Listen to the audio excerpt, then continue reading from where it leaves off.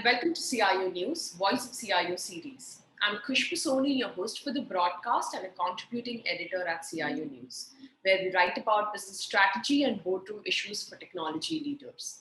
This is a recorded session and will be available on our CIO News website, which is cionews.co.in, as well as on our CIO News LinkedIn handle.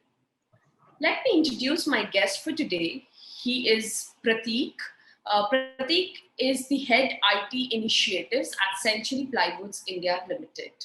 Prateek is an experienced strategist and business analyst with demonstrated history of working in the renewables, textiles, metal industries. He has a rich experience of more than 9 years and has possessed skills like SAP, R3 and S4HANA, SOPs, indirect taxes, internal controls, accountancy, sales for CRM, etc. Welcome, Prateek. Thank you so much. So Prateek, just wanted to get your insight. What's the vision of Century Plywoods on cybersecurity, and what are the top few technologies you see that can help achieve that vision? So basically, the main vision of Century Ply is having a continuous cybersecurity practice that not only mitigates but also reduces the chances of cyber threats and cyber attacks, which may lead to data loss and confidential information being leaked out. And the other is securing the people, process, technology triad here, so that people and process work together to achieve the common goal. Okay. And the technologies that we are talking about is basically DLP is here. We are like a data loss prevention, and we have a mobile device management. We have a next gen firewall to like safeguard our stuff from internal and external attacks both. And we have email security, web security, and various other technologies that can help us in mitigating such risks. Got it. Since the pandemic had hit us hard, how has Century Plywood responded to a situation like this? So pandemic for us has been quite a learning curve because we have basically transformed our data from the cloud as well as sales transformation we have done. And as because of such a sales transformation, we have really recovered well from the COVID-19 pandemic. We have closed this year at around 92.5% of the previous year. So which is pretty good considering the first 6 months were totally not worth it. Right. And we have, because of this, and just after the lockdown, we had our cyclone Amphan here, which completely ripped apart all the internet servers and mail servers. Okay. So we had our mail server on premise. So we did a cloud transformation. We took everything to the cloud, and now we are running G Suite. So we are completely free from any on-premise problems. We did a disaster recovery setup on the cloud. We did a digital security and data consistency we did because we have multiple projects being run on the cloud. So we brought everything together in one place. Okay. And especially the work from home scenario that everybody is going through right now. We provided an SSL VPN to all the employees. We have 33 locations running across India and 2 locations outside India as well. So we provided SSL VPN in maybe around 2-3 days to everybody. We have more than 10,000 plus employees here at Century Ply. So each and every person was connected within 2 days. Got it. What percentage of work, as per you, will remain digital in 2021 and in fact, in 2022? And how you categorize the extent of cyber risk currently facing businesses, organizations across the globe? For a manufacturing concern like Century Ply, I believe 50 to 70% of the manufacturing workforce will be digitalized, and why I'm saying this, because without digitalization, I believe we will not end up anywhere. Yeah. Like I said, with COVID-19 and Amphan, we had a lot of learning to do, and so we pushed majority of our things on the cloud.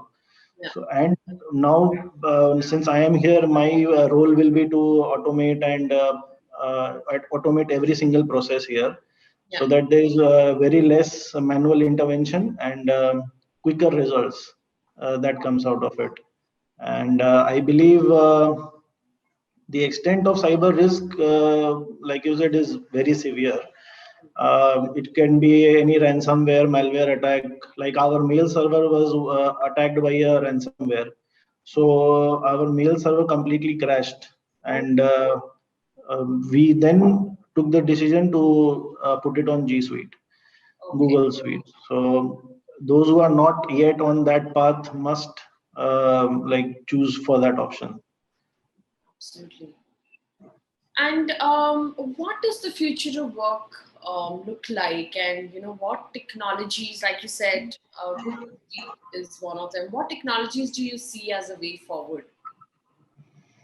Technology, for me, there should be a shared sense of collaboration between between automation and humans, because we cannot only have technology here, we cannot have only have humans here. In today's time, we are in a scenario of industry 4.0, Yeah. and where both robotics and humans has to chip in together to gain the maximum advantage out of the potential that we have.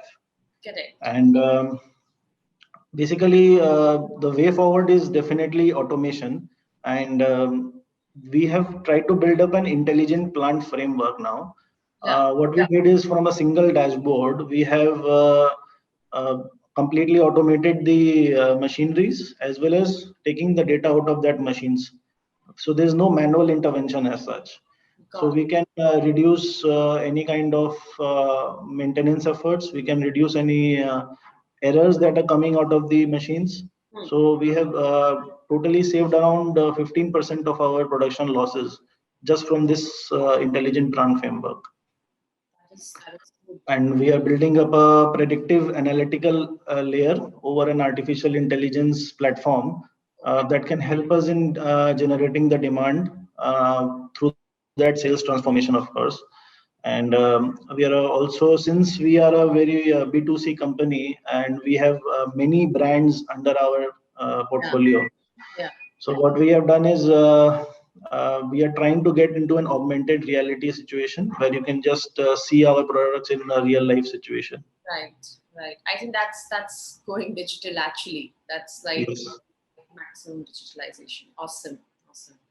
What advice would you want to give to the other companies, and what are few of the best practices, like do's and don'ts, that you think that we can share with the other organizations and the IT heads of other companies? Okay. So this is a very broad question, I believe. So uh, I will just put in my views. Like I mentioned, that if you're not on the cloud yet, definitely tread on that path for any solution that you like. Maybe a mail server hosting, or maybe a total transformation of your data on the cloud. Hmm. On cloud, we have multiple options today, like AWS, NetMagic, and Sifi. We have multiple partners that we have. Who are giving different kind of solutions, like co-location. You have a private cloud, you have a public cloud. So whichever suits your kitty, you can definitely choose to go on that path. And then you must have a VAPT in place, vulnerability assessment and penetration testing in place. Every 6 months you should have that, because like cyber threats are completely inevitable, and newer technologies are coming in every single day. So you don't know which force is against you and how can you react to that. Correct. So I believe you should have that VAPT in place. Right. And I believe SaaS platform should be explored for all your other backend systems, like CRM, HR management softwares, and your SAP or your ERP should be on the cloud with a disaster recovery setup. So disaster recovery again should not be on premise; it should be on cloud. Yeah. At least it should be geographically different from where your original cloud is.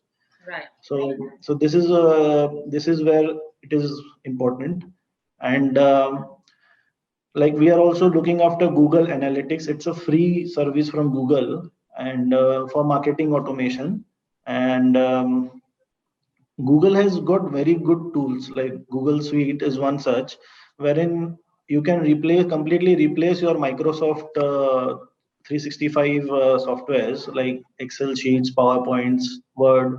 So everything you can do it on the cloud with real-time yeah, updation of the changes. Right. So you can use these, and definitely artificial intelligence and automation are one such things that companies should look forward to. Absolutely. Absolutely. Great. Awesome, Pradeep. I think this was really good. Thank you so much for being part of our Voice of CIO series, and thank you for sharing all your insights with the community. It was a pleasure to host you, Pradeep. Thank you. Thank you so much.